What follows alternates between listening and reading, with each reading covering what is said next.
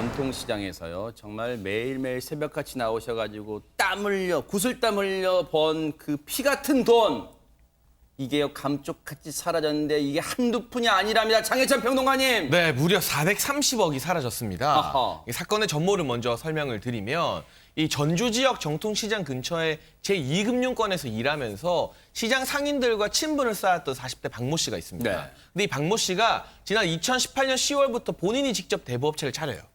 자신에게 투자를 하면 고수익을 보장해주겠다면서 친분을 맺었던 전통시장 상인들에게 아름아름 돈을 빌려간 겁니다. 네. 피해자가 지금 모두 71명으로 집계되고 있고요. 네. 피해 금액이 무려 말씀드린 것처럼 430억에 달합니다. 세상에. 지난 5월에 경찰에 300억 원대의 투자금을 받고 잠적했다는 고소장이 접수가 되었는데 네. 사실은 접수된 금액보다 훨씬 더 많은 피해액이 발생한 사건입니다. 아하. 이 피해자분들은 지금 하늘이 무너지는 그런 충격일 거예요. 피해를 당하신 상인분들의 얘기 한번 들어보시고 이어가 보도록 하겠습니다.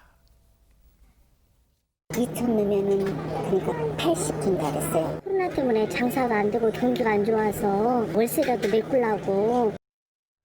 세상에 코로나 때문에 요즘 장사도 안 돼 죽겠는데 이런 정말 남의 등을 이렇게 쳐먹습니까? 그러니까요. 정말 나쁜 사람이죠. 네. 저렇게 힘든 사람들을 어떻게 아니 사기를 치고 뭐 나쁜 짓을 해도 물론 그것도 다 나쁘지만요. 저렇게 힘들고 어려운 사람들을 향해서 저렇게 정말 순수한 마음으로 그 사람 믿고 돈을 준 거 아니에요. 대부업체 하는 사람 입장에서는 친분 쌓은 이유가 결국 저 사람들 등쳐서 본인의 배를 불리기 위한 목적으로 한 거라고밖에 볼 수 없을 텐데 네. 상인들 요즘 장사 안 돼가지고 월세도 못 내는 형편입니다. 지금 말씀 들으셨잖아요. 월세라도 메꿔보려고 돈 많이 이자 준다니까 그거 믿고 맡긴 건데 네. 그 돈을 가지고 튀었다니 이게 말이 되는 소리인지 모르겠고요. 네. 이런 나쁜 짓 하는 사람들 정말 빨리빨리 좀 찾고 잡아내서 엄벌에 쳐야 됩니다. 그래서 네. 이런 일이 다시는 생겨서는 안 되고요. 이런 분들이 뭐 이게 시장에서 일하는 분들이 믿고 맡길 수 있는 이런 은행 관련된 금융 관련된 정보들도 좀 많이 알려주셔서 맞아요. 이런 피해를 당하지 않으실 수 있도록 방지하는 대책이 필요하다는 생각이 듭니다. 네. 근데 이 사건 듣고 보니까 궁금증이 있어요. 장혜찬 평론가님. 대부업체는 상식적으로 돈을 빌려준 다음에 고리대금, 즉 비싼 이자를 받는 걸로 이어가 수익을 걷잖아요. 그런데 어떻게 상인들의 고수익을 보장한다는 거예요? 일단 이 사람이 대부업체 차리기 전에 인근의 이 금융권에서 일을 했어요. 네. 그러다 보니까 그래도 멀쩡한 은행에서 일했던 사람이니까 설마 사기를 치겠냐 이렇게 신뢰를 했던 것 아하. 같고 그리고 아주 소액으로 상인들의 환심을 샀습니다. 예를 들면 네. 하루에 10,000원씩 투자해서 100만 원이 딱 되면 돌려줄 때 103만 원을 돌려주는 겁니다. 아하. 그럼 상인들 입장에서는 요즘 100만 원에 3만 원 받으려면 요새 금리로는 굉장히 많이 받는 셈이거든요. 네. 근데 이런 소액으로 뭔가 돌려주면서 환심을 사다 보니까 이 사람 믿어도 되겠다 싶었던 거죠. 네. 그러면서 올해 초에는 돈을 주면 4개월 만에 10% 이자를 쳐주겠다. 허허. 이거 사실 어디서도 찾아보기 야, 힘든 조건인데 네. 그 이전에 아주 소액으로 뭐 103만 원 주고 했던 전례가 있다 보니 상인들이 이 사람을 믿고 수천만 원에서 많게는 수억 원까지 투자금을 맡기게 됐던 겁니다. 선량하신 분들의 등을 친 이 사기 사건, 이 몹쓸 인간 잡혔습니까? 안진용 기자님? 다행히도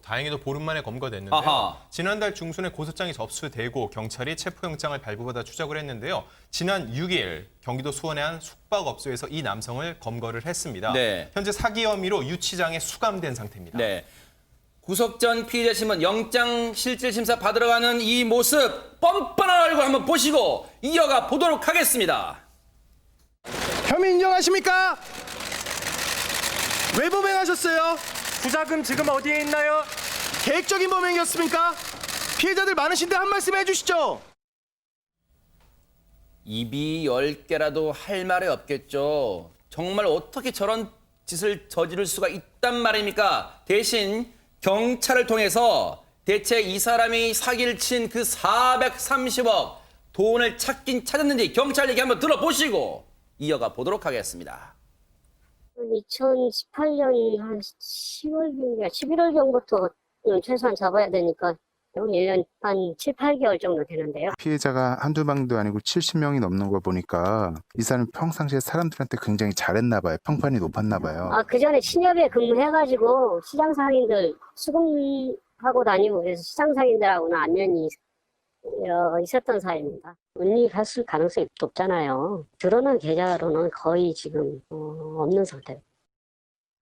아니 이인철 변호사님 예. 잡고 보니까 이 사람 수중에 돈이 한 푼도 없다는 얘기예요 지금? 제 경험상 이런 사기꾼들을 잡아서 돈을 이렇게 찾는 경우가 더 없습니다. 거의 어허. 없습니다.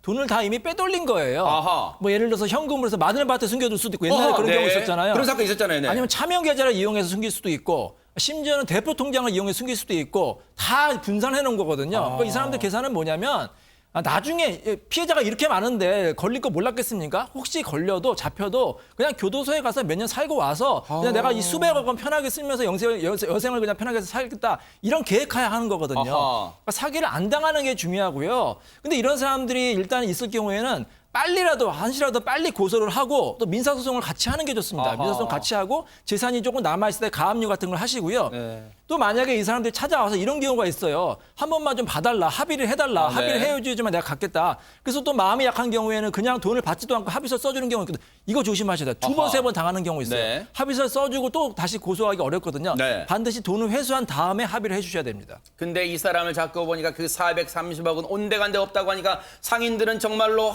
다시 한번 하늘이 무너지는 그런 느낌일 텐데 그런데 이담 아나운서 이 사람의 범행 수법을 봤을 때 이번이 처음 범죄는 아닌 것 같습니다. 네, 처음 범죄가 아니고요. 지난해 11월에 인천에서도 비슷한 수법으로 범행을 했던 것으로 드러났습니다. 아하. 그리고 사기 혐의로 기소돼서 재판 중에 있는데요. 최근 지난달 20일에 공판이 열렸었는데 여기 출석하지도 않았다고 하네요.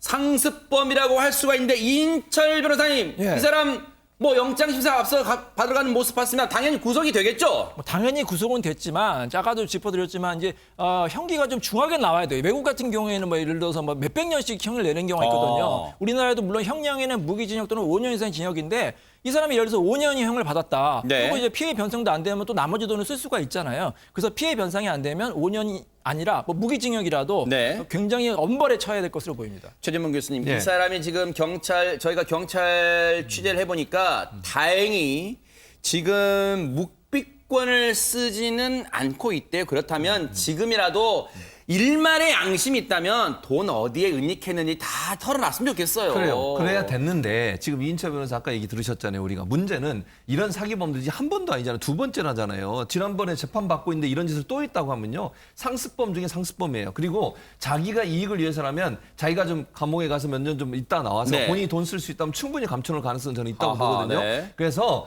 지금 묵비권을 쓰고 있지 않지만 사기범의 특성상 말을 통해서 본인의 범죄를 줄이려는 노력은 하고 합의하려고 노력은 하겠지만 기본적으로 있는 돈을 다 돌려줄 가능성은 낮다고 봐요. 그래서 경찰, 검찰이 총동원돼서 이 사람이 숨겨놓은 재산들을 찾으려고 노력을 해야 되겠죠. 네. 어떤 형태로도 뭐 다른 사람 차명으로 숨겨놨든 아니면 어디다 숨겨놨든 이런 부분을 찾으려고 노력을 해서 피해자들한테 어쨌든 조금이라도 돈을 돌려드릴 수 있도록 해야 된다. 네. 근데 이 사람이 순순히 본인의 범죄 행위를 다 얘기하고 숨긴 돈을 스스로 얘기할 가능성은 낮지 않겠나 네. 그런 생각이 듭니다. 지금 이 상인분들이 당하신 피해 금액은요.